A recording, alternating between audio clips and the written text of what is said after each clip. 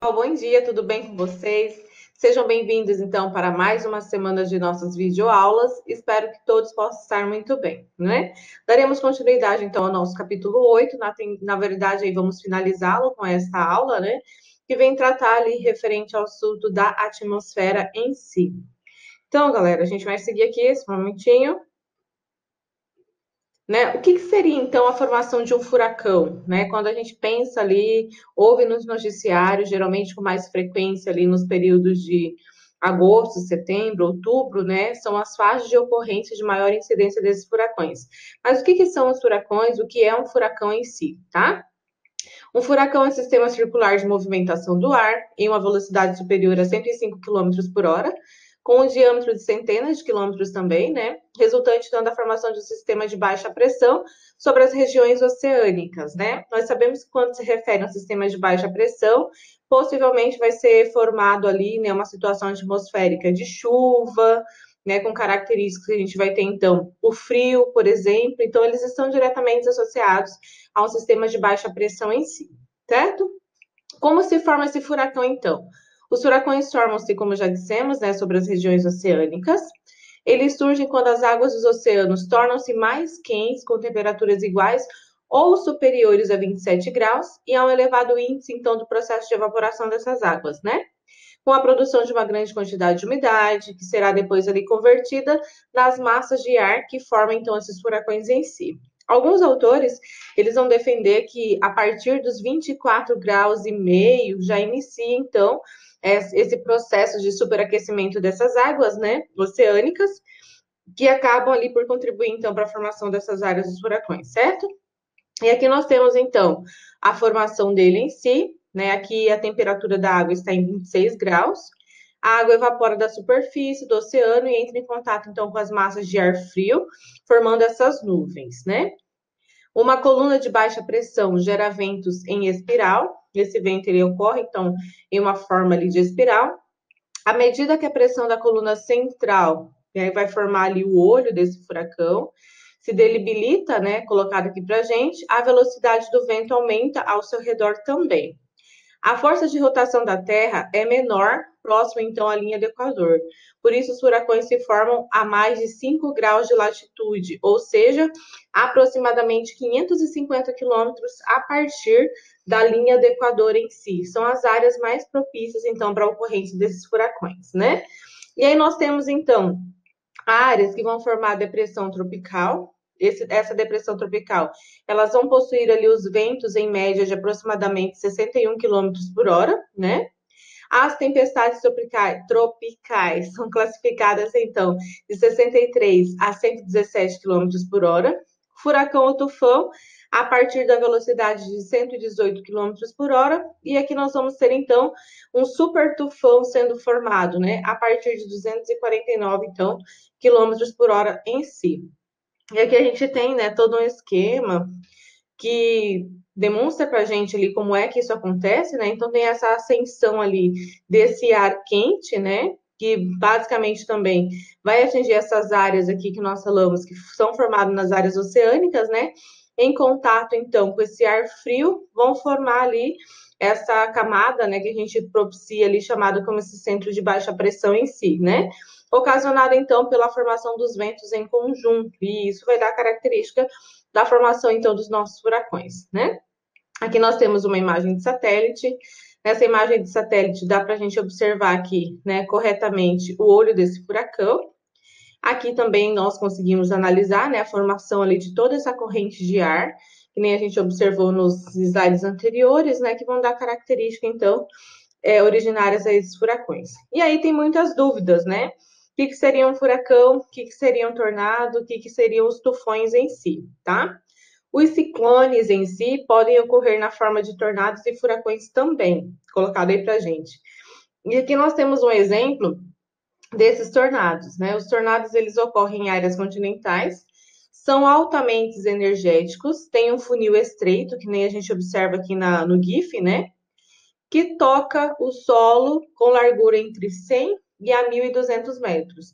E apresenta, então, uma curta duração. Essa duração ali, ela varia aproximadamente até 20 minutos, né? Quando alcançam ali a superfície da Terra, seus ventos de alta velocidade, algumas vezes superior a 450 quilômetros por hora. Provocam grande destruição, podem ocorrer em qualquer lugar, podem ser ali, porém, são mais comuns na parte central dos Estados Unidos e na faixa sudeste da América do Sul, né, como ocorrência. Em geral, se deslocam a cerca de 30 quilômetros, essa distância atingida, né? Sua intensidade é classificada pela escala Fujita. Essa escala Fujita ela vai variar ali de F0, que é considerada a mais fraca em ocorrência, e a F6, que é considerada, então, a mais forte ali de todas elas. Então, aqui é só para nós termos essa noção, né, dessa diferença entre os tornados, os furacões e os tufões. Nós ainda vamos falar aí um pouco mais para frente, né?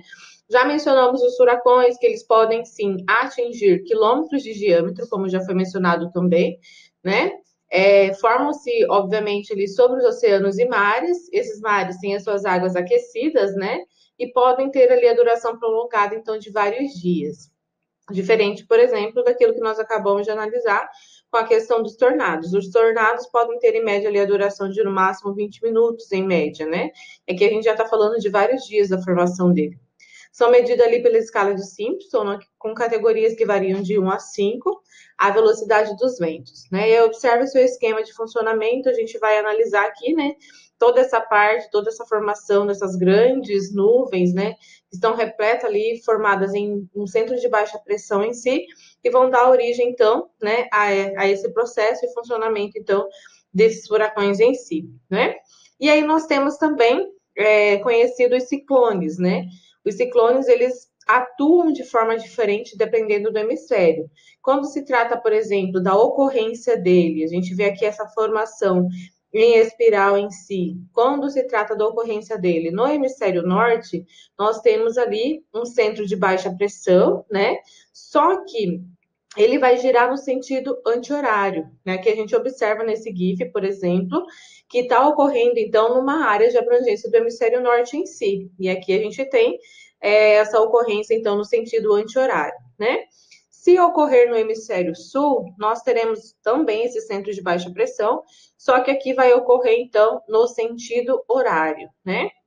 Os ciclones tropicais são sistemas climáticos de baixa pressão atmosférica, com tempestades fortes, apresentam um núcleo morno, né, ventos fortes e chuvas, então, torrenciais. Então, talvez aí a principal característica, a principal distinção entre o ciclone em si e o furacão é que eles vão carregar consigo, no momento em que tem ali a ocorrência deles, né, vai ocorrer, então, ali essas chuvas torrenciais e vai apresentar, então, o seu núcleo um pouco mais aquecido, né? E isso vai também devastando ali, assim como acontece também com o furacão em si, né?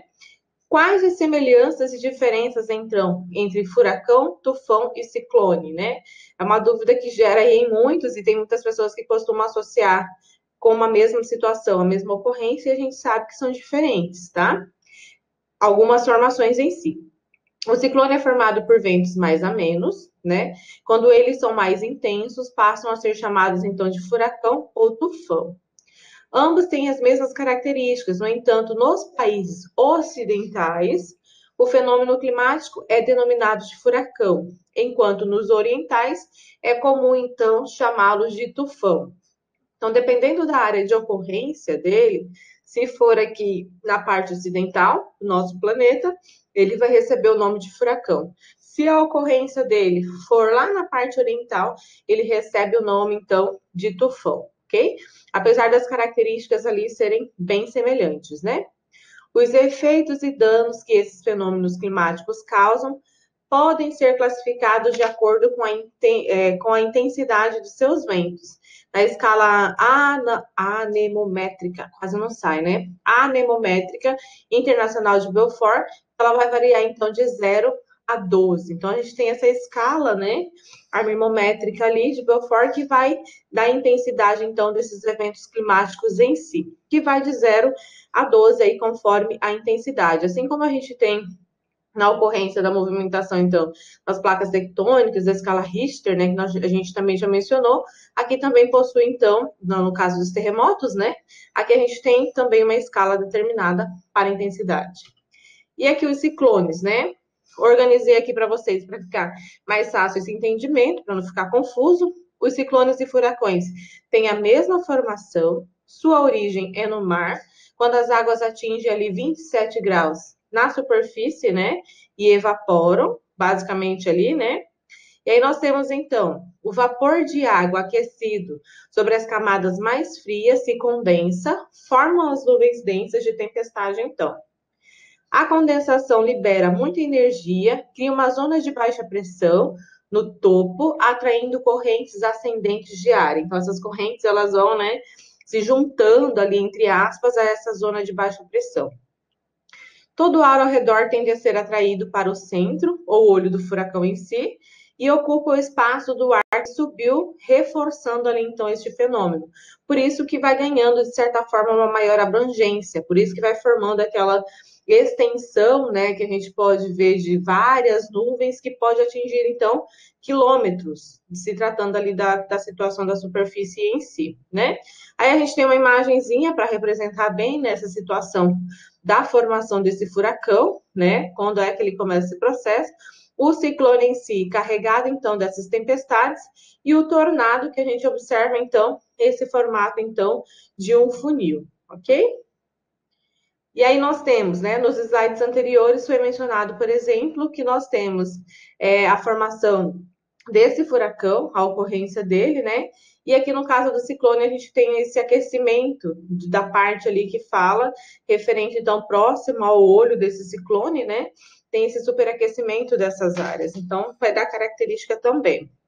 E aqui nós analisamos um GIF, né? Esse GIF representa para a gente muito bem ali a ocorrência, né? A área de abrangência.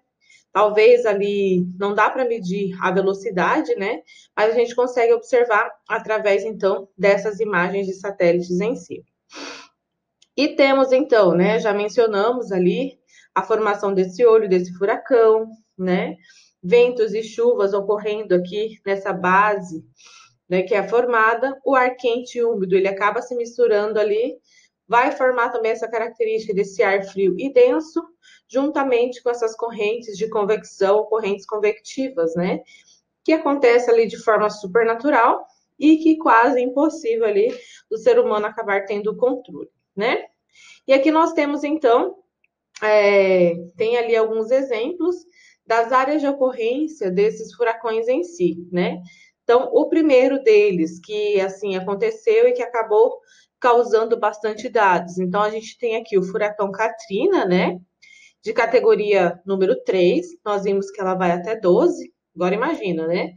Categoria 3 atingiu, então, os Estados Unidos em 2005 e causou ali, né, um dano de aproximadamente 108 bilhões de danos, em bilhões de dólares, né, em danos materiais, principalmente em Nova Orleans. E esse foi o furacão mais devastador e mais caro a atacar o país. E ele provocou ali quase 2.000 mortes aproximadamente, né?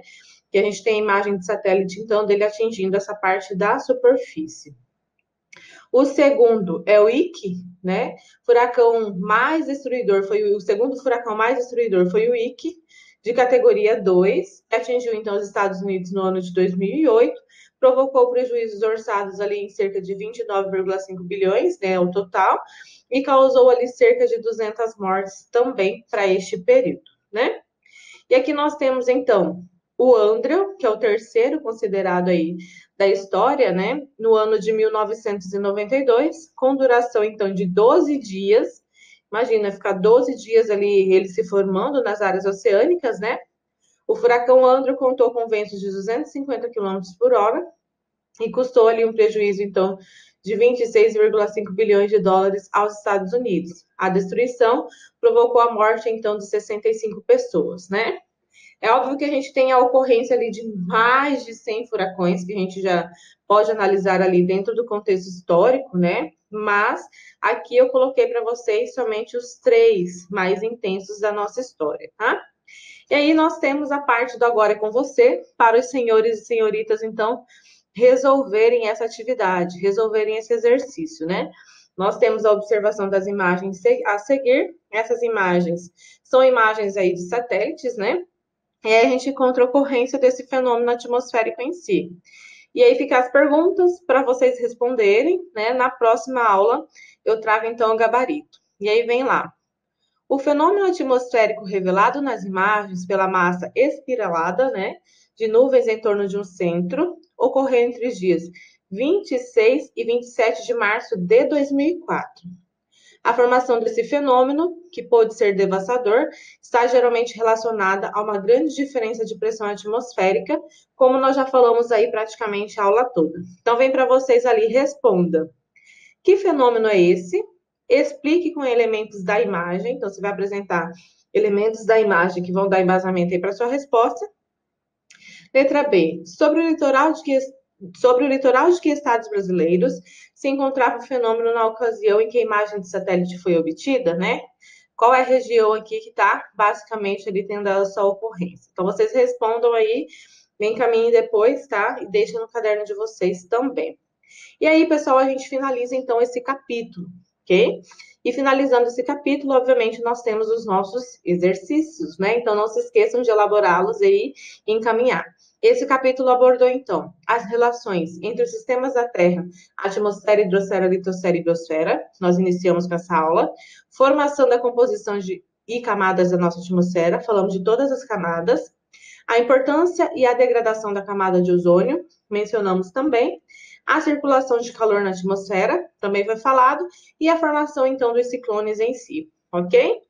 Até breve, a gente se encontra na nossa próxima aula. Todos juntos aí por um sonho. Até!